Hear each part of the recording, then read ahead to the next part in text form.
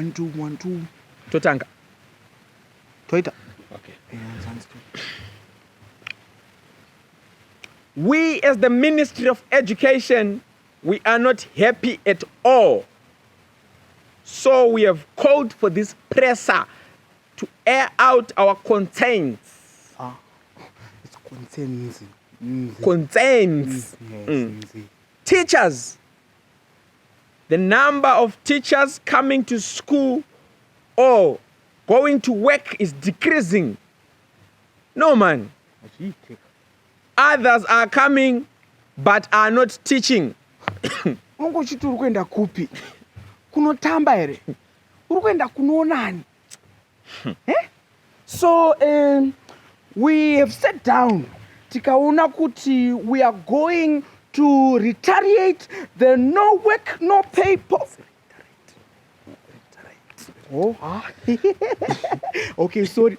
It's reiterate the no work, no pay policy. And we're going to strictly enforce it because we gave you a 25% increment salary. Tichiti kunana June ameno. July ameno ikoko. But ichauya iri 50% imwe. Why not be patient? Tine zvakawanda zvatiri kudhila nazvo. At this point in time, we are fighting the pandemic. Yes. Mari yakawanda yakaenda ku-pandemic. Yes. Iwe uri kuda pay. Kutofunga kuja zvako kuja. Ukuda pay. Ukafa neCovid usatoona pay yako. Ngatinyarane handiti. As my teachers ka. Tora gwavha rako tiende. Chikata.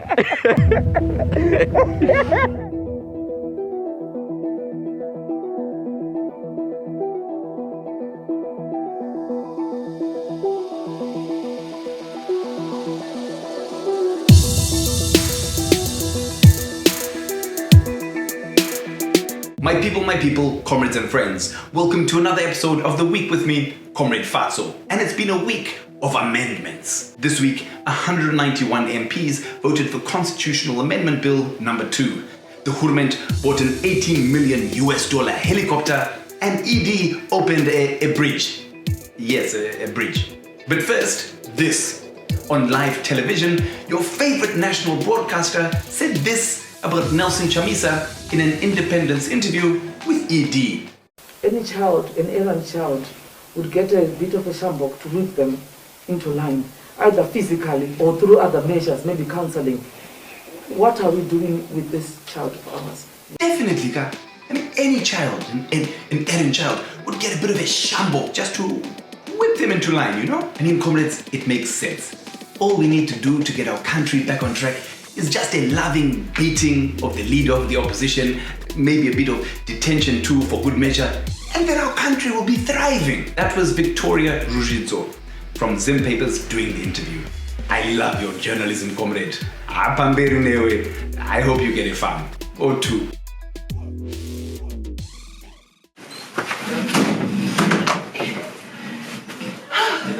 Hello?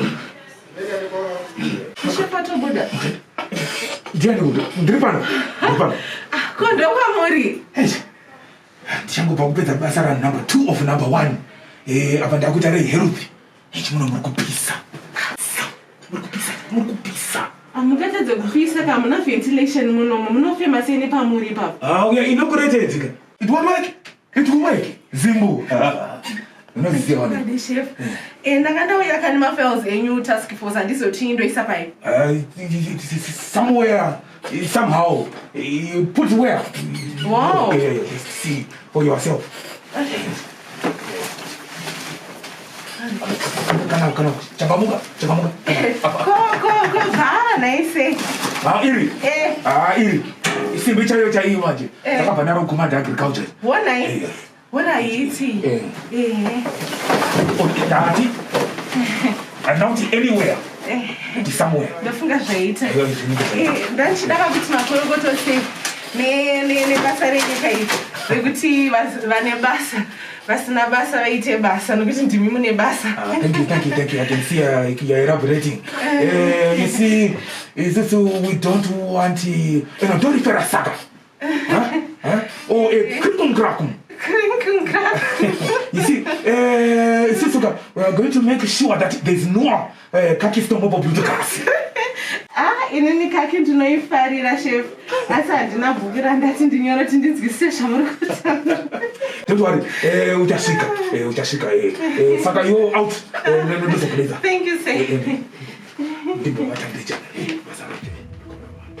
This week, Parliament passed the controversial Constitutional Amendment Bill number 2. This signals the decimation of our Constitution, literally the last nail in the coffin after the passing of Constitutional Amendment Bill number 1 last week. The two bills propose to 1.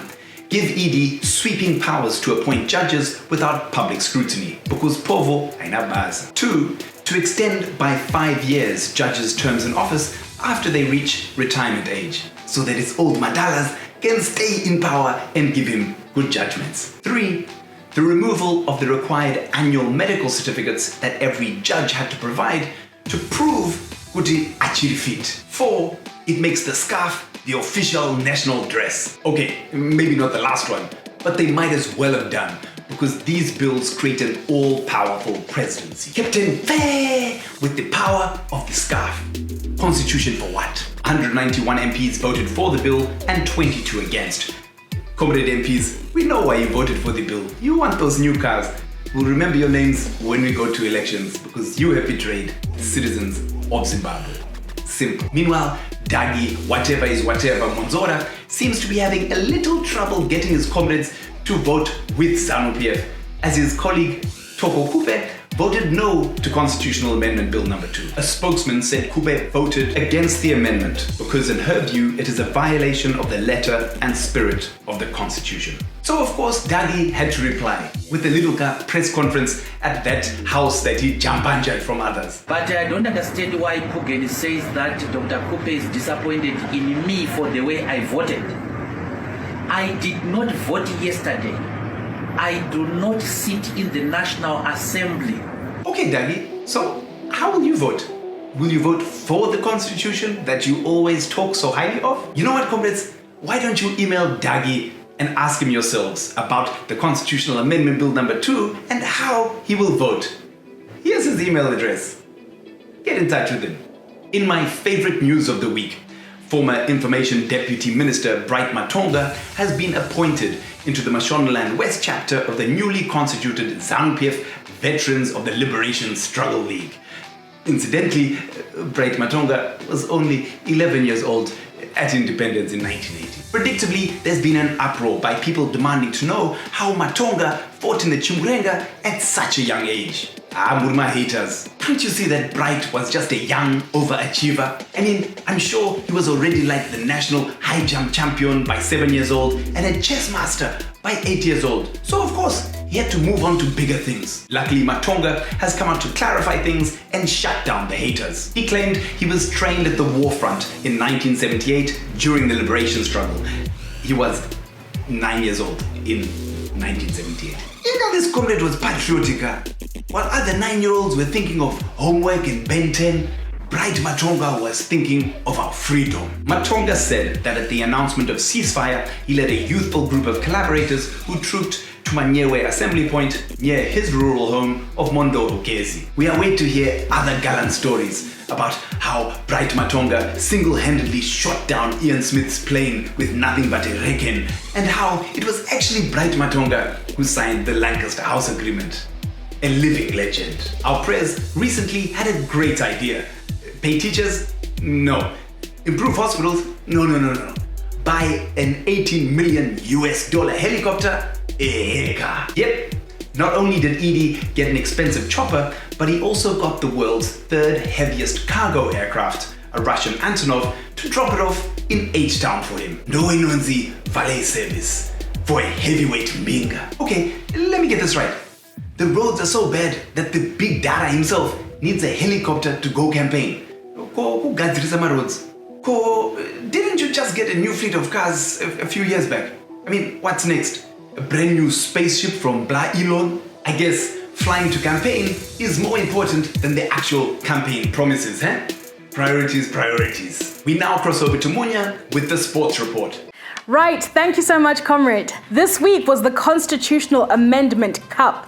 Muonzora of Chinjama Colors FC scored a massive own goal, voting against the very constitution that he helped draft. Meanwhile, Tike Kepele Juve Coupe missed the goal completely and voted in minority. Now, we're not sure of the ramifications of this, given how raw her loss of team captaincy still is, but what we do know is that Justice Malaba has been awarded 5 in extra time as a thank you for his integral role in assuring Shurugwi United's permanent position at the top of the Premier League. We reached out to Captain Cde Chamisa for comment and...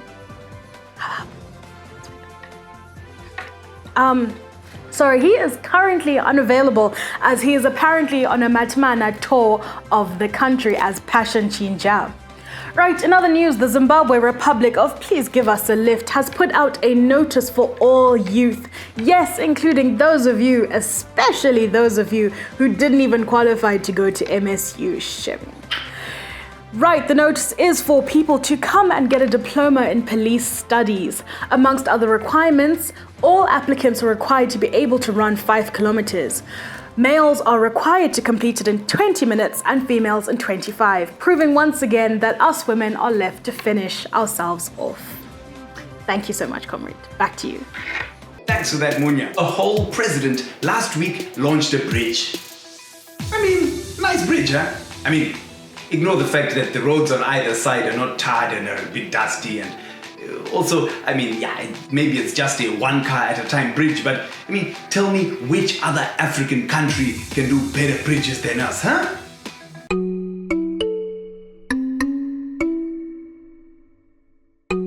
After segment, show-offs, the commander in scarf, this week called checkmate by appointing an interministerial task force led by Constantino Chiwenga to take over and speed up service delivery in opposition-run councils. Apparently, Chiwenga is doing such a sterling job for our health services that he needs a few other bit jobs to do too here and there. One has to wonder what the real agenda is behind Chiwenga's task force. I mean, is it really there to help, or we can do things also? Because of late, a lot of these so-called task forces are either not being allowed to do what they're supposed to do, or they're being used as tools to persecute opponents. Here at The Week, we don't think that the task force will work.